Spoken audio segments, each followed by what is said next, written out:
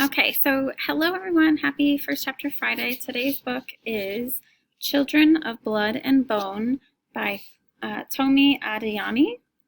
Okay, and this is by a Black author. She's Nigerian American. So I thought it was important to read this one for you today. And it's a #1 New York Times bestseller. So it's a really great book.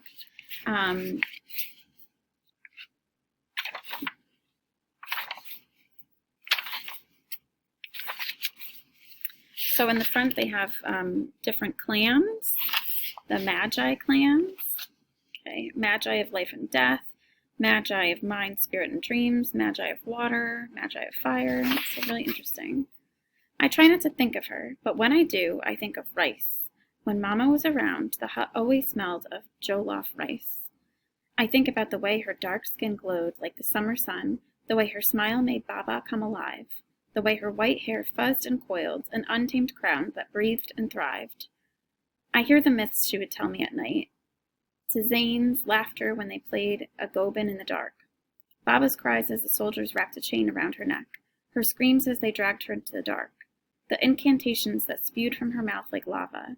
The magic of death that led her astray. I think about the way her corpse hung from that tree. I think about the king who took her away. So this is chapter 1, Zelly. Pick me. It's all I can do to not scream. I dig my nails into the marula oak of my staff and squeeze to keep from fidgeting. Beads of sweat drip down my back, but I can't tell if it's from dawn's early heat or from my heart slamming against my chest. Moon after moon I've been passed over. Today can't be the same. I tuck a lock of snow-white hair behind my ear and do my best to sit still.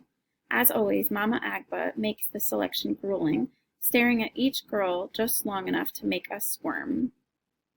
Her brows knit in concentration, deepening the creases in her shaved head. With her dark brown skin and muted caftan, Mama Agba looks like any other elder in the village. You would never guess a woman her age could be so lethal. Ahem. Yemi clears her throat at the front of the here, a not-so-subtle reminder that she's already passed this test. She smirks at us as she twirls her hand-carved staff, eager to see which one of us she gets to defeat in our graduation match. Most girls cower at the prospect of facing Yemi, but today I crave it. I've been practicing, and I'm ready. I know I can win. Zeal. Mama Agba's weathered voice breaks through the silence. A collective exhale echoes from the 15 other girls who weren't chosen. The name bounces around the woven walls of the reed. Adhere until I realize Mama Agba's called me. Really? Mama Agba smacks her lips. I can choose someone else. No! I scribble to my feet and bow quickly. Thank you, Mama. I'm ready. The sea of brown faces parts as I move through the crowd.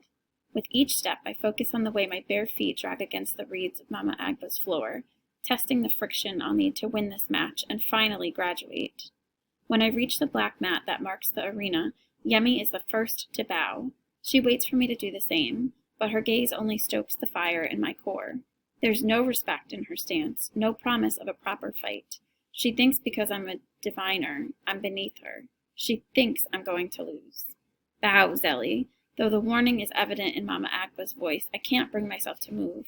This close to Yemi, the only thing I see is her luscious black hair, her coconut brown skin, so much lighter than my own. Her complexion carries the soft brown of Orishans who've never spent a day laboring in the sun. A privileged life funded by hush coin from a father she never met. Some noble who banished his bastard daughter to our village in shame. I push my shoulders back and thrust my chest forward, straightening though I need to bend. Yemi's features stand out in the crowd of diviners adorned with snow-white hair. Diviners who've been forced to bow to those who look like her time and time again. Zelly, do not make me repeat myself. But Mama, bow or leave the ring. You're wasting everyone's time. With no other choice, I clench my jaw and bow, making Yemi's insufferable smirk blossom. Was that so hard? Yemi bows again for a good measure. If you're going to lose, do it with pride. Muffled giggles break out among the girls, quickly silenced by a sharp wave of Mama Agba's hand. I shoot them a glare before focusing on my opponent. We'll see who's giggling when I win. Take position. We back up to the edge of the mat and kick our staffs up from the ground. Yemi's sneer disappears as her eyes narrow.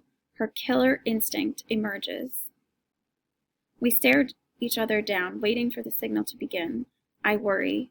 Mama Agba will drag this out forever when at least she shouts. Commence, and instantly I'm on the defensive. But before I can even think of striking, Yemi whips around the speed of a cheetah. Her staff swings over her head one moment and at my neck the next. Though the girls behind me gasped, I don't miss a beat. Yemi may be fast, but I can be faster. When her staff nears, I arch as far as my back will bend, dodging her attack. I'm still arched when Yemi strikes again, this time slamming her weapon down with the force of a girl twice her size. I throw myself to the side, rolling across the mat as her staff smacks against its reeds. Yemi rears back to strike again as I struggle to find my footing. Zelly, Mama Agba warns, but I don't need her help. In one smooth motion, I roll to my feet and thrust my shaft upward, blocking Yemi's next blow. Our staffs collide with a loud crack.